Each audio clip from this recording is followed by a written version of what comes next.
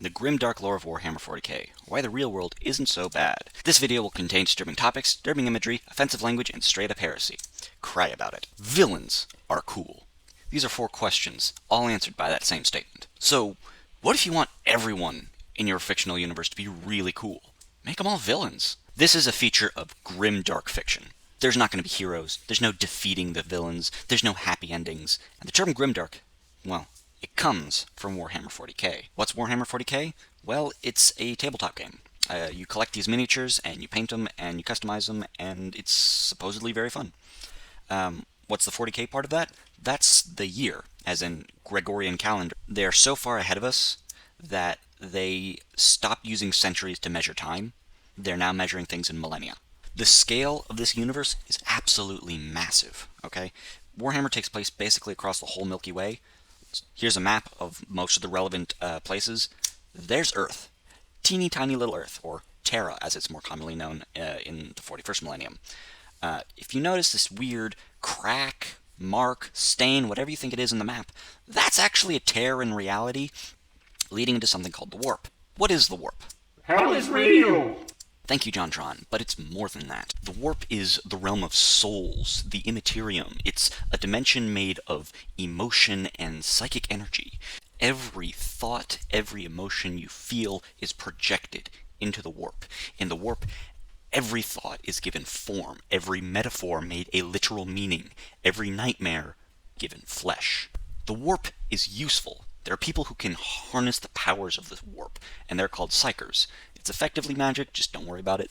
The most powerful psyker to ever exist was a man known as the Emperor. I'll come back to him later. Main use of the warp is faster than light travel. Instead of going faster than light, which you just can't do because of physics, in 40k you just take a shortcut through hell. Humanity uses a reality bubble called a Geller field to travel safely through the warp. Safely as you can. The Tau copied this, but forgot the force field. And it didn't end well. Most things the Tau do don't end well. The Orcs actively will turn off a Geller field because they see fighting the demons of the warp as in-flight entertainment. By the way, the warp is full of demons! Demons are one of the biggest dangers of the warp, especially for psychers. You see, making your presence known in the warp attracts all the dangerous things that live in the warp. These 4 demons represent something known as the Ruinous Powers, or the Gods of Chaos. And we'll talk about them more later.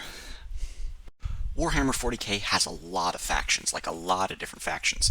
Since we're all humans here, I'm going to break them up into these 3 main groups. You've got the Forces of Chaos, the Xenos, that's a fancy sci-fi word that means aliens, by the way, and then there's the Imperium of Man. Imperium of Man is the only group that is considered one faction, with just a lot of different sub-factions. It's sub-factions in those sub-factions. I'm only going to talk about 5 of those groups today, because good God, there's a lot of them. Quick entomology lesson. A lot of people think, oh, the Imperium of Man, that's sexist, just like the Age of Man, that's sexist, or all men created equal, that's a sexist thing. Well, no, and let me explain why. See, man comes from the word man, except with 2 N's, and that's more closely related to the word manual, as in the Latin word for hand, which is a shorthand, for Homo sapiens, which is the scientific name for a human being. Eventually, some dingus anthropologist associated the word man with male, and they're forever linked now. So get your professor to apologize for that. On to the Imperium of Man. Their main symbol is called an aquila. It's basically just a 2-headed eagle, 1 head representing Earth, 1 head representing Mars. Its 2 governing bodies are the Administarum and the Ecclesiarchy. The Imperium of Man is a commentary about organized religion and the dangers of power being held by too few people. And here are the 5 sub-factions I'm going to talk about. The Adeptus Sororitas, the Adeptus Astartes, the Adeptus Mechanicus, the Astra Militarum, and the Inquisition. So, how did the Imperium become the way it is? We have to start in the Stone Age, and thank a very specific man known as the Emperor. He's only ever referred to as the Emperor. He does not have a canonical name as far as I can tell. He's also nearly immortal. Born in the Stone Age, lives to the 31st millennium, while also not being a god, remember that for later. He creates the Imperium of Man. He unites, colonizes, conquers, all that shit, for 1,000,000 worlds. That's not a hyperbole, that is a head count. 1,000,000 worlds united under his rule. To do this, he creates, yes, creates, 20 suns. These 20 sons are known as the Primarchs. Don't worry about number 2 and 11. The Inquisition has told me they don't exist. I'm not going to name them all off, but the only one you really need to know about is Horus. Why Horus? Because Horus falls to the forces of chaos that I mentioned earlier, and betrays the Emperor. This is a huge event known as the Horus Heresy. During the Horus Heresy, Horus leads half of his brothers to betray his father. The Emperor has to kill his favorite son, but is mortally wounded in the final battle. After the battle, the Emperor ascends to something known as the Golden Throne. This throne is barely just keeping him alive. He is a rotting corpse on the throne, inches from death. All the while, he is powering something known as the Astronomicon. This is the only way humanity can navigate the warp. It sort of works like the North Star. I won't go into the details, but it's hugely important. And the only way the Emperor is able to stay alive while powering this thing is if he is fed 1,000 people every day, just so that he never truly dies. He has been in a state of constant agony for 10,000 years, up into the 41st millennium. In that time period, humanity has kind of regressed a lot. They've started worshipping the Emperor as a god. Remember all those times I specifically said he wasn't? Yeah, they totally missed that memo. The ecclesiarchy and the church are now just totally in control of the Imperium. There's no freedom of speech, there's no freedom of religion, there's no freedom of the press. If you disagree with the idea that the Emperor is a god, you're a heretic and are deserving of death. There are multiple groups constantly looking for heretics and searching out heretics and destroying heretics. Problem is they don't all agree on what defines heresy, which leads to stuff like this. You have tied your hands with filthy parchments of heresy, guardsmen. How do you plead? What? No. Too late, heretic. You inspire your men to study such foul smut, Commissar? Detestable mutants, fill your heads with such vile obscenity! Die, heretic! Maybe just one read. Sister, I need to go to the... Oh, hold on. You're a heretic! You know what? They're just running around shooting each other down there. Better just lead the exterminatus upon these heretics. All right, fire!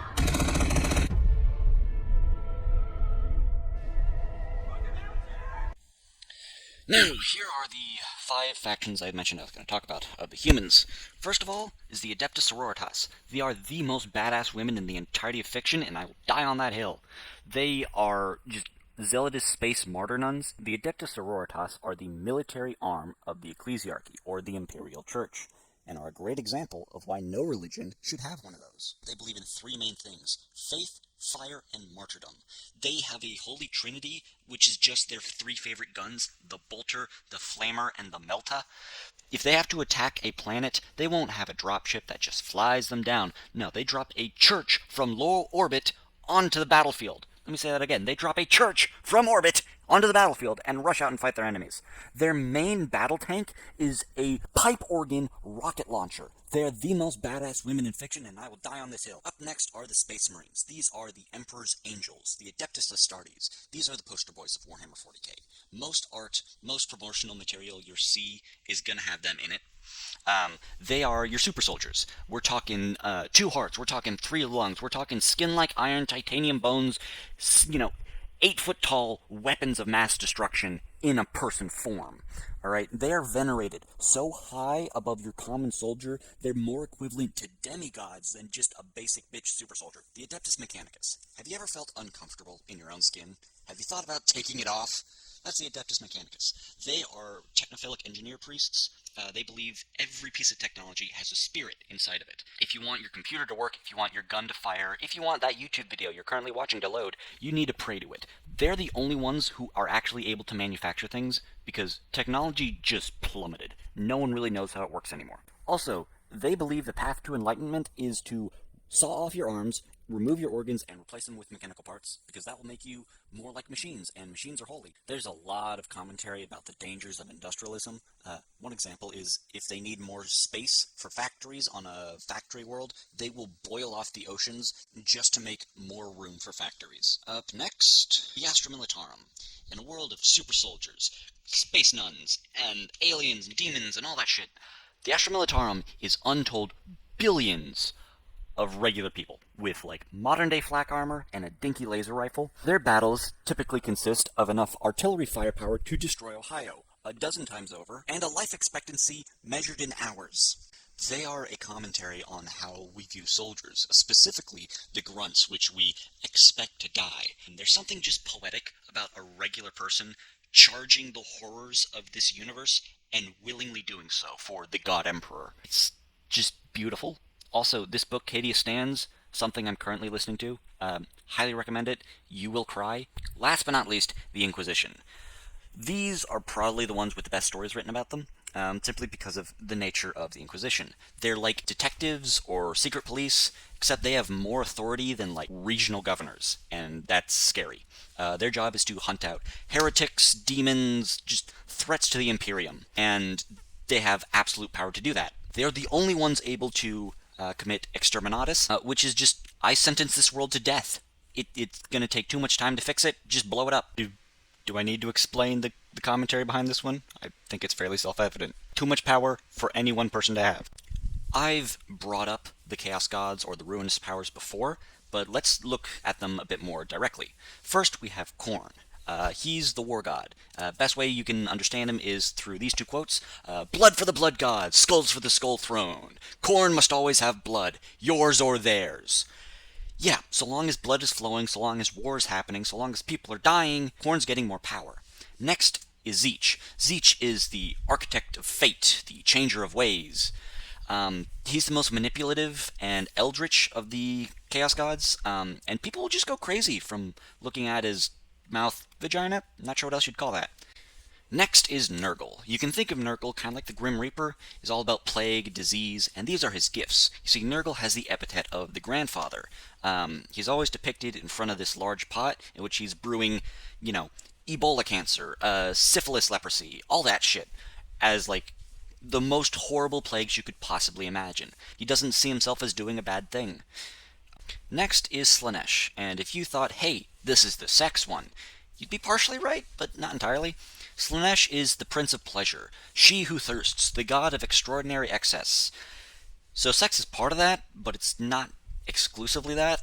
It's all about too much of a good thing, right? Slaanesh totally forgot the entire concept of consent and just decided to get off to everything. So, like, if you went to a Holocaust museum or the Slavery Museum and got incredibly horny, that's Slaanesh. Now, I've described these as just monsters, but there's another side to that story.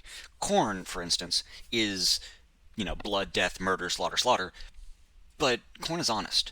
You know exactly what you're getting into with Khorne. Khorne will never lie to you, Khorne will never betray you, and Khorne also represents survival of the fittest, competition, challenging yourself. Every athlete who's ever existed has had to tap into the domain of Khorne.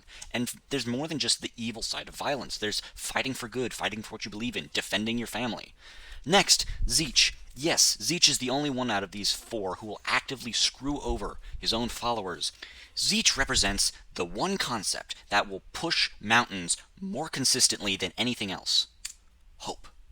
Change is neither benevolent or malevolent. Change is a solution to your problem, cure for your predicament, a brighter future. That's Tzeentch, which is why Tzeentch doesn't get along well with Nurgle, because Nurgle loves you as you are. You see, the thing about rotting and dying is that everyone does it. So Nurgle represents finality, closure, the idea that you can be at peace with dying, and technically that, in a sense, makes Nurgle nature incarnate, the idea of cycles and rebirth. That's Nurgle. And while yes, Slaanesh is, the sex one, it's more accurate to say Slaanesh is literally any and all feelings, emotion, pleasure, and I'm not just talking, the sex kind. I mean like the smell of food, the feeling of a full stomach, the wind through your hair. Any and all feeling is the domain of Slaanesh. That's why you can't just kill the bad guy in 40k, because yes, they are trying to kill you and they are dangerous, but they also represent important parts of being alive, and you need them to be a balanced, living individual. Now then, let's talk about the Eldari. You see, the Eldari accidentally created Slaanesh, who is the youngest of the Chaos Gods. What are the Eldari? They're basically ancient space elves, who conquered the entire galaxy while humans were still discovering fire by banging rocks together. The Eldari are a commentary on the dangers of hedonism. They have a bit of a sensory issue, and we'll see where that goes later, but they had this thing called the Webway, which was way safer than warp travel. It basically allowed them to walk from one planet to another, and so because of this, they pretty much had everything figured out already. They didn't need food anymore, they didn't need technology to improve anymore, because they were pretty much already done. They had everything figured out. So, what did they do from there? Well, they did what people in the 60s did, and turned to sex, drugs, and rock and roll. As you do. It started off with just slightly crazier parties, and then it got a little worse, and it got a little worse, and the next thing they know, they're enslaving other alien races for torture orgies. That's what it says in my notes. However, amongst them, there was a minority group who didn't really take to this idea. They thought this was wrong and it was going to destroy their civilization. They decided to leave their society and created these large ships called craft worlds.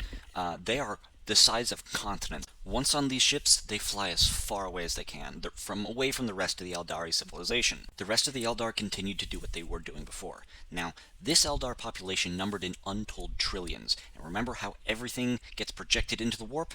Well, all this depravity and savagery and just murder fucking birthed Slaanesh, whose first action was to destroy 90% of the Eldar population. This isn't waking up and choosing violence, this is being born and choosing genocide. There were only two groups of survivors, those who were on the craft worlds, who were just out of the splash zone for this event, and those who were in the Webway, who weren't totally immune to the effects of Slaanesh. Only part of their soul gets gripped onto, and they are twisted into something known as the Drukhari. The Drukhari are horrible people. You can read the top line for yourself.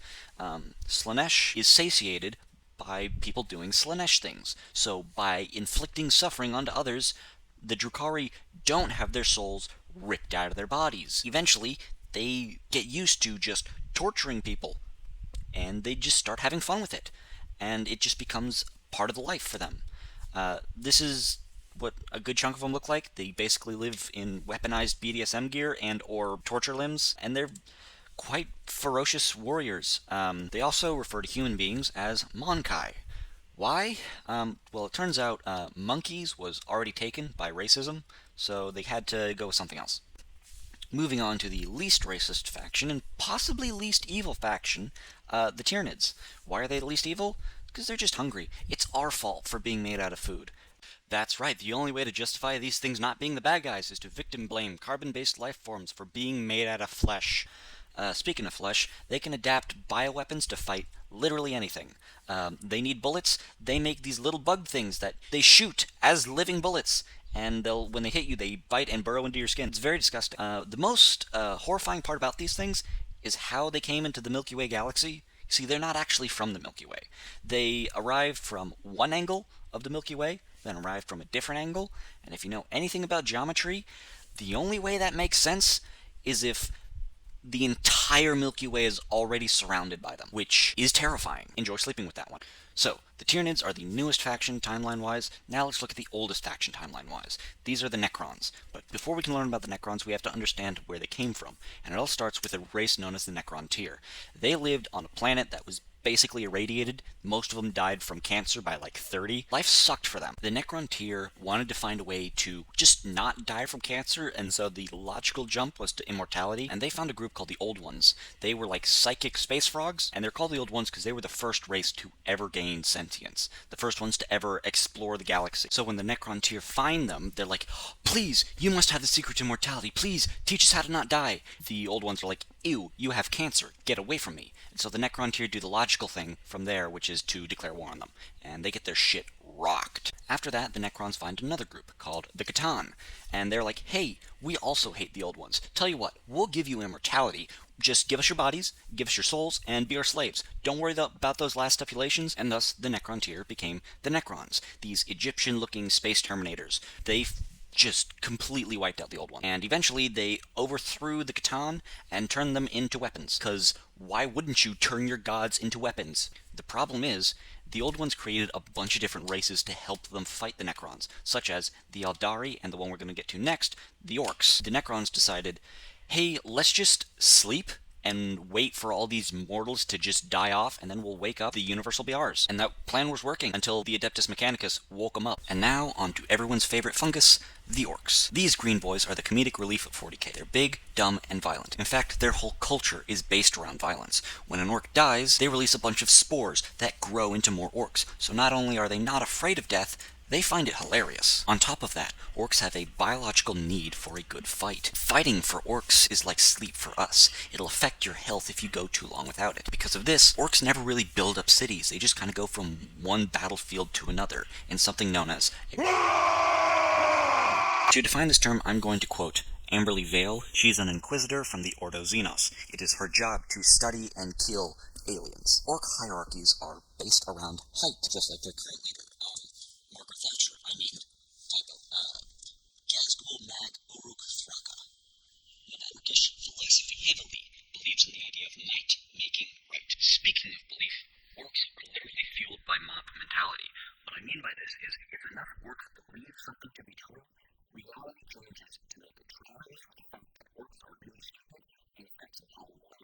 For instance, if you have a dude who can only count to 3 and give him a gun with 6 shots, he will never have ammo because he can't count 6. Which is also a lot of cultural belief. Culturally, orcs believe red is fast. So, by painting red, and it'll actually just go faster. Certainly because they believe it does. No, throughout this whole thing, I've sort of built up this thing that to be horrible for them. So why do I enjoy it? Well, I think it's because it's Grimdark. I think Grimdark is the unintended opposite of escapism. Here's what I mean by that. With Western figures, like you said, you don't like your real life. You think it's dull, you're depressed, what do you do when you escapism? You escape to some better fictional world. And that makes you happy briefly. What happens when you have to adapt to your day-to-day? The result is you hate your life more, or at least personally. And it just creates a vicious cycle of resenting your day-to-day and escaping, and you just get nowhere. Whereas in Warhammer, you don't want to escape into Warhammer. It is meant to be worse in reality. So what's the unintended consequence of that? Well, you have talents, which is often scarier to you. It's one way you will live in your life. Or at least personally, it makes you appreciate how good life is. Sure, every problems doesn't mean things are perfect, but all problems are fixable. We are stable. Grimdark forces us to acknowledge the good that is in our lives.